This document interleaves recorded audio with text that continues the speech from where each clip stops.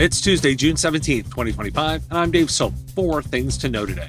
SMBs are dangerously overconfident in their cybersecurity readiness, creating a critical opening for providers who lead strategy, not just tools. Regulatory pullbacks leave a trust vacuum IT providers can fill.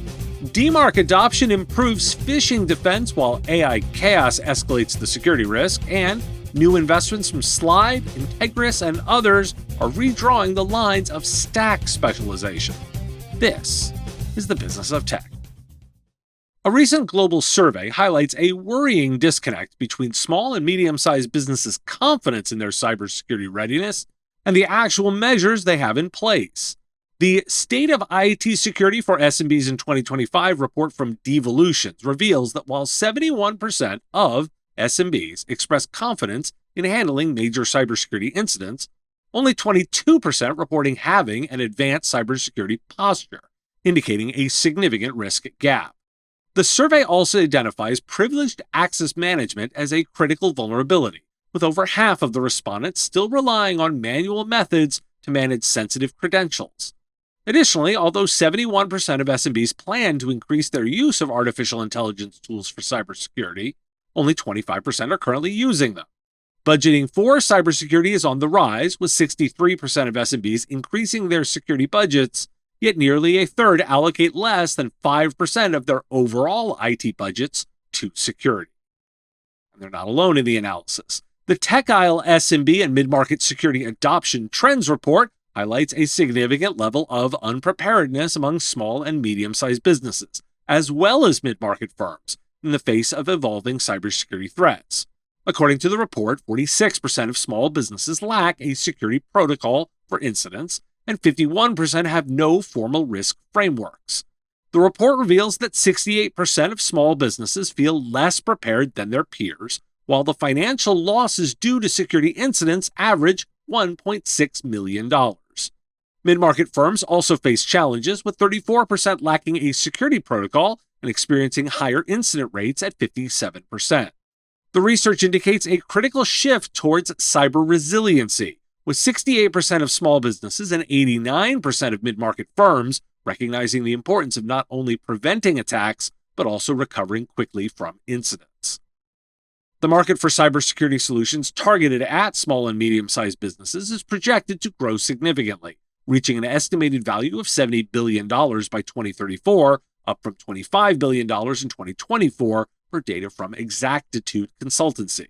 The growth is driven by an increasing frequency of cyber attacks and rising regulatory pressures. Key trends include the adoption of cloud-based security solutions and the emergence of zero-trust architecture, which emphasizes continuous verification for accessing networks. Why do we care?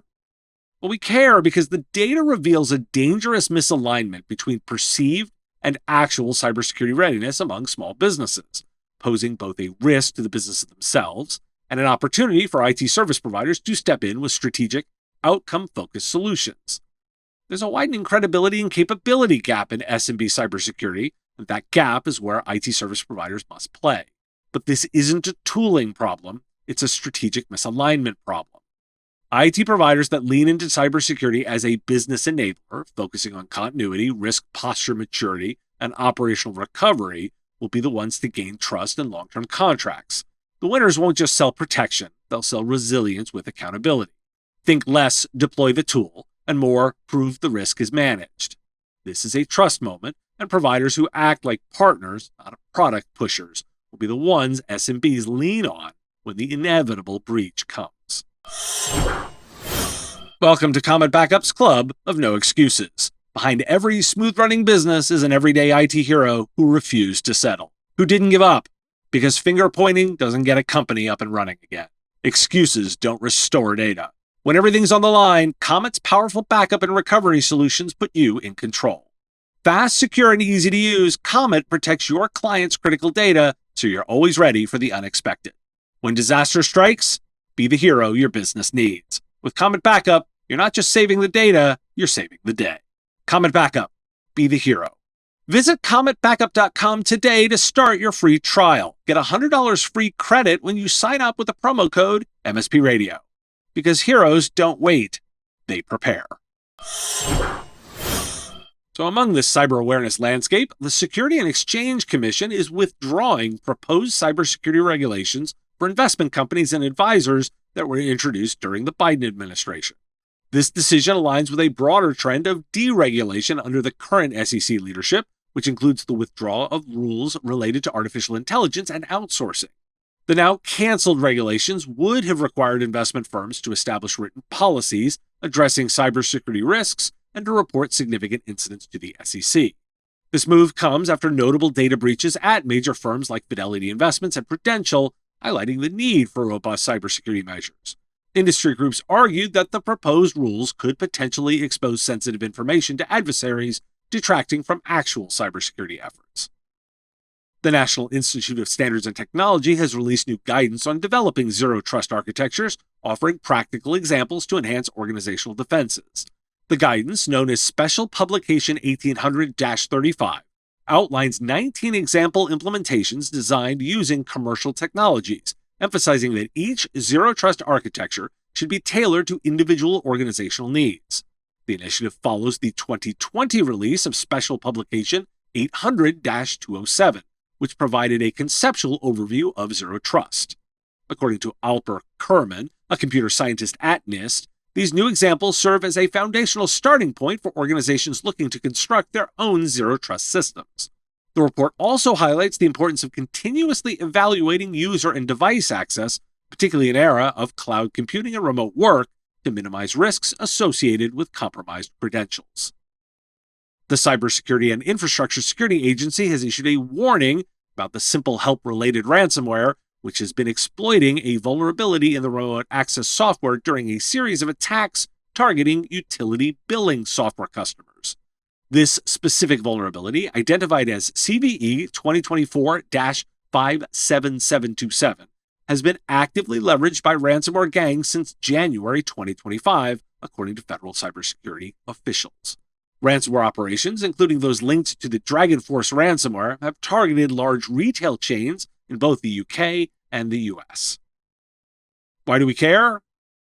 Well, we care because this convergence of regulatory retreat, technical vulnerability, and public-private divergence on cybersecurity reveals an unstable environment where responsibility is being offloaded to the market, while the threat landscape is escalating. Instead of requiring incident reporting and proactive security policies, the SEC appears to be betting on industry self-regulation, a gamble that rarely ends well in security, especially in sectors where reputational risk is high but long-term liability is diffuse. We've seen historically that minimum compliance doesn't equate to effective defense. Cybersecurity is entering a fragmentation phase. Public agencies signal risk escalation, technical guidance is improving, but political will to enforce accountability is evaporating. That leaves IT service providers and small business in a risky middle ground, more exposed but less supported. Smart IT providers will step in where the SEC stepped back, offering managed compliance, risk mitigation, and incident response capabilities as part of a broader resilience offering. Providers who can distill NIST's practical zero trust into customer-ready implementations will win. Regulatory gaps create advisory space. Those MSPs willing to own that space can position themselves not just as technical partners, but as business-critical allies in an era of shifting risk. I've got some other security data for you. The Easy DMARC 2025 DMARC Adoption Report reveals significant advancements in email security, highlighting a dramatic increase in DMARC adoption among top domains, which surged from 27.2% to 47.7% between 2023 and 2025. This 75% rise in protected domains reflects a growing awareness of the importance of enforcement policies, with those employing quarantine and reject policies increasing by 50%. The report, based on comprehensive data sourcing, including an analysis of phishing attack patterns and insights from a survey of 980 IT professionals, demonstrates a clear link between national DMARC policies and phishing attack success rates. For example, the U.S. saw a reduction in successful phishing delivery from 69% to 14% due to mandatory DMARC requirements, while countries without such mandates, like the Netherlands, experienced a vulnerability increase to 97%. Cybersecurity professionals are facing significant challenges due to the rapid proliferation of generative artificial intelligence applications, which have led to a sharp increase in data security incidents. According to a report from Palo Alto Networks, incidents related to data loss prevention more than doubled in early 2025, with generative AI-related security incidents now accounting for 14% of all data security incidents across software-as-a-service traffic. Organizations are struggling to manage approximately 66 generative AI applications on average, with 10% of these classified as high risk. The lack of visibility into AI usage, often referred to as shadow AI, complicates monitoring and controlling these tools. Experts warn that the use of unvetted generative AI tools can expose companies to data loss, phishing scams, and compliance risks, necessitating tighter security measures and the implementation of a zero-trust security framework to mitigate the threats. Why do we care? Well, the old threats, like email-based phishing, are finally being beaten back, but only when enforced and properly implemented. The new frontier of AI-fueled sprawl is outpacing defenses because it's poorly governed, often invisible, and quickly evolving. For providers, it's a cue to double down on two fronts: capitalize on foundational wins, things like DMARC, by expanding into managed policy enforcement, reporting, and compliance documentation, and establish new services around shadow AI discovery and risk containment. This is the next security stack opportunity. Security has always been a moving target. This year, the target isn't just moving, it's multiplying. The providers who can track, measure, and control both legacy and emerging risks will define the next wave of strategic cybersecurity services. Business continuity and disaster recovery platform company Slide has secured $25 million in Series A funding to support its growth and innovations aimed at managed service providers. The funding round, led by Base 10 partners with participations from Outsiders Fund and Top Down Ventures, reflects investor confidence in Slide's approach tailored for the managed service provider market.